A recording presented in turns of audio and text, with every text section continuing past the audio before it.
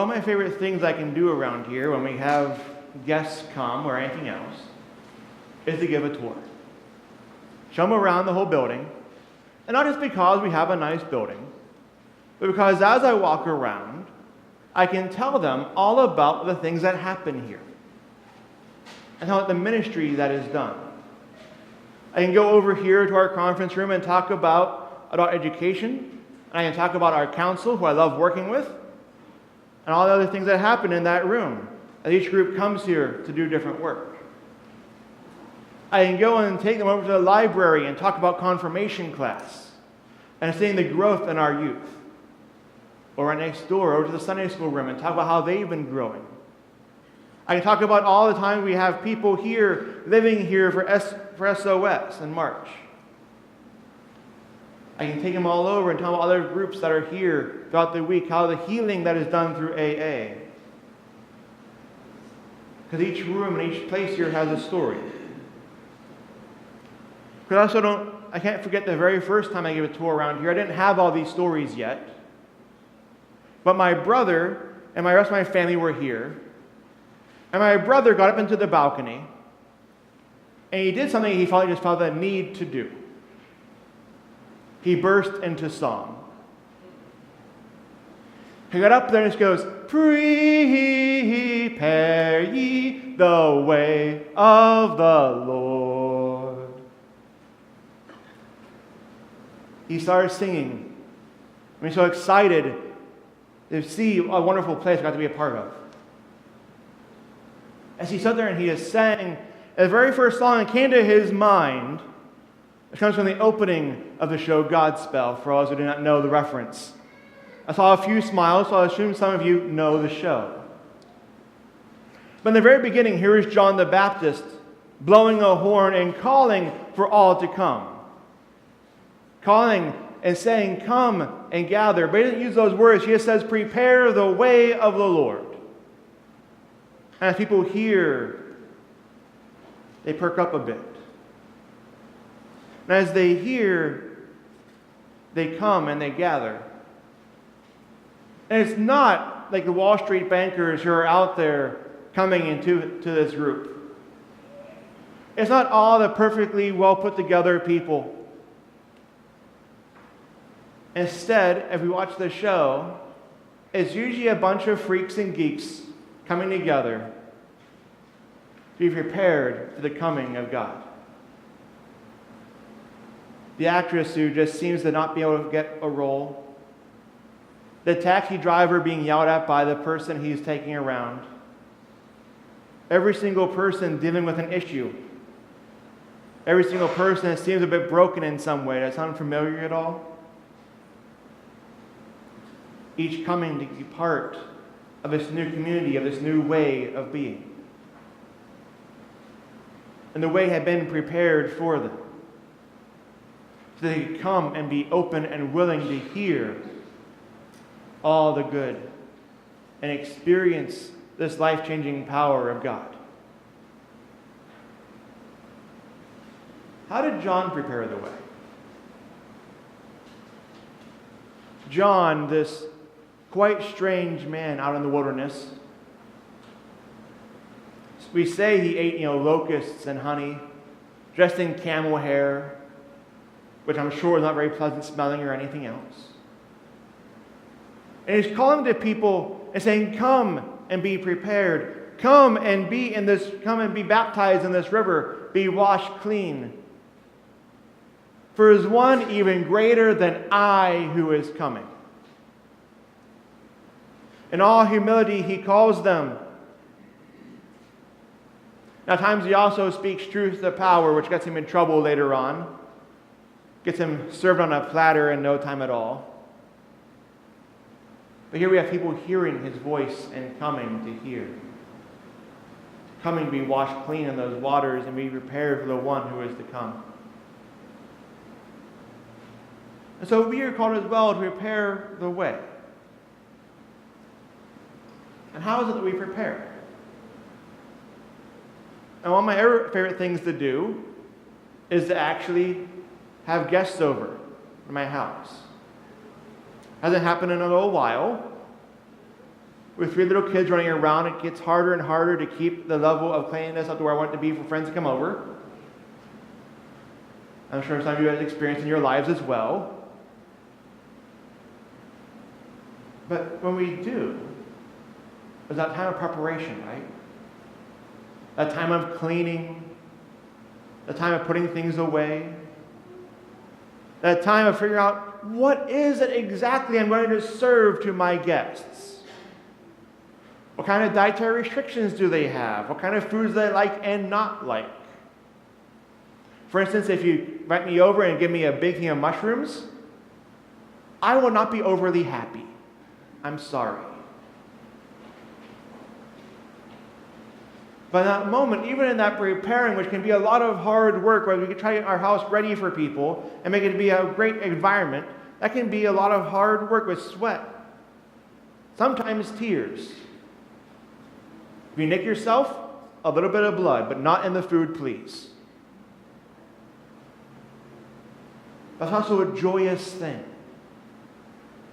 It can be joyous to prepare and to open our homes to people, to welcome them into our lives, to say, you are loved, come on in.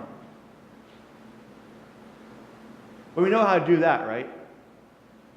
We know how to clean, we know how to make a meal, or if we don't, we know how to call a really good delivery place, or pick up.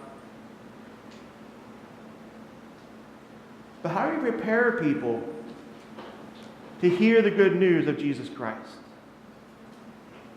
How do we prepare ourselves so that we may be amazing vessels of that? How do we make it so that when we speak, it is not patronizing? It's not pushing people away. It's not saying it's my way or the highway. How do we do that? Well, we have to grow in ourselves. We have to be willing to learn and to understand what it is that we believe in the first place. You know, also at this, who are the people that you like to listen to? Who are the people that when you listen to them, you're actually taking in what they are saying? Think for a minute about that one. Think also of the people who you listen to, and as soon as their mouths are open, your ears turn off. Or if you have a hearing aid, maybe you actually do turn it off. And if you don't, you wish you did.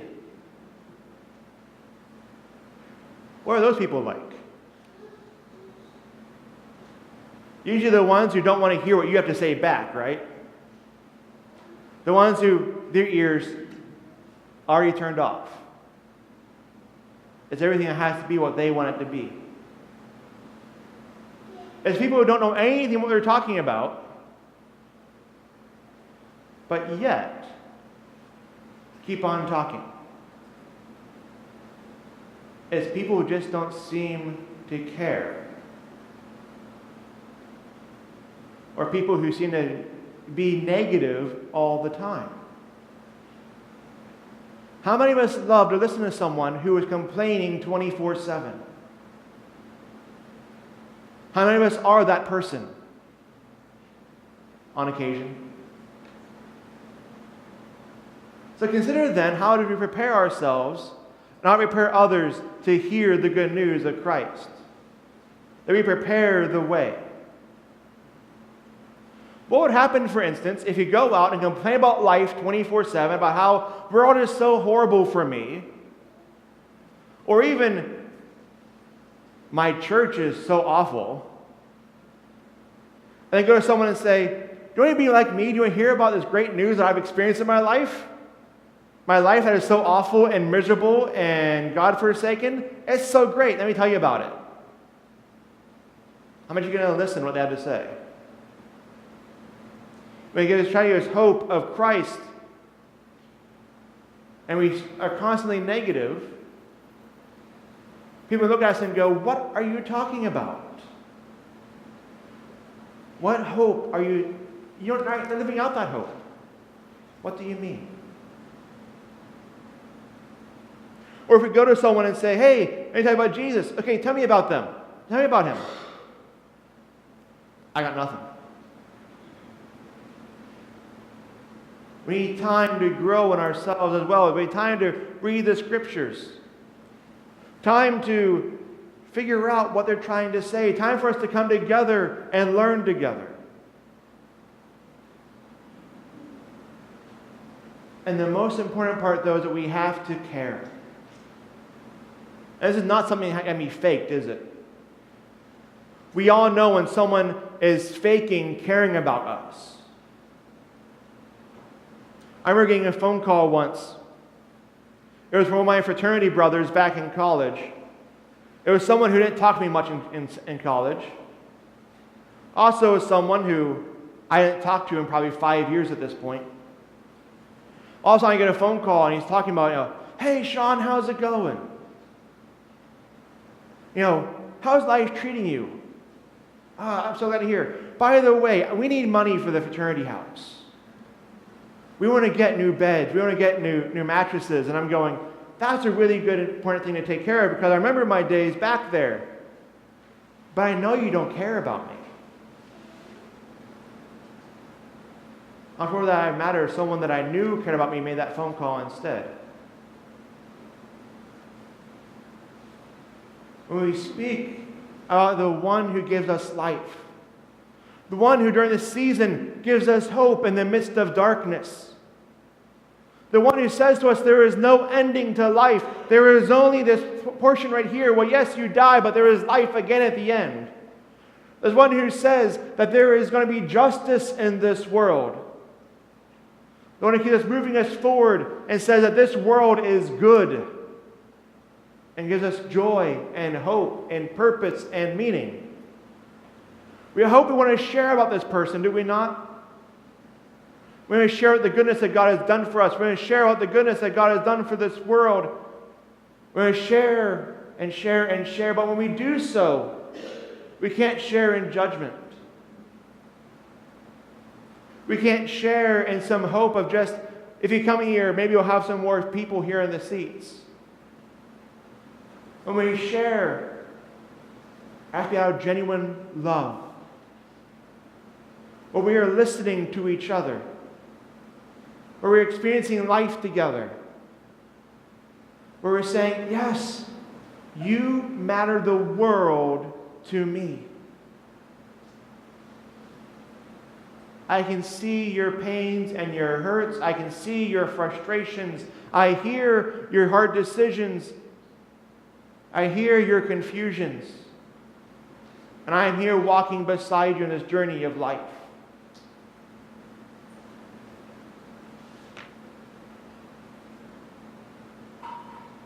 I remember, I taught Mr. Rogers a lot. I'm sorry. Remember so many stories about him.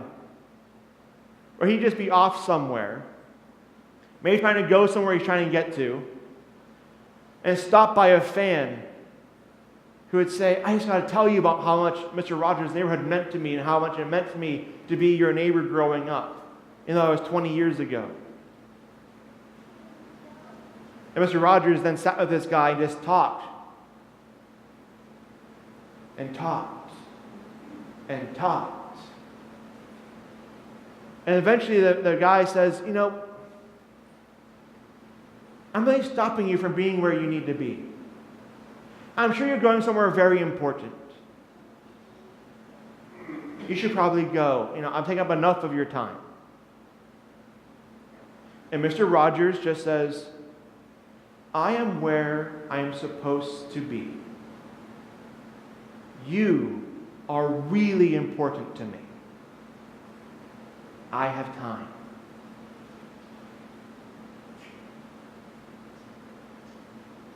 When we are with one another, when we are with anyone, do we take the time to value that time? Do we take the time to value the person we are with? To give our attention, to see them as this wonderful gift from God? This is one of the best ways we prepare the way of the Lord. That we act like our Lord. We live out God's call for love. This love that opened his arms wide for all people. This love that says, you are worth my time and my energy. Your life is important to me. You matter to me. Which is now I want to now share all I've experienced with you. And when we honestly care, and we don't fake this, when we truly love our neighbor, when we act in love each and every day instead of dwelling on the darkness, we are compassionate and caring. We prepare the way so that Christ may be present, so that Christ may be known, and so that all may be uplifted and many more lights fill this world. So the darkness won't seem so scary after all.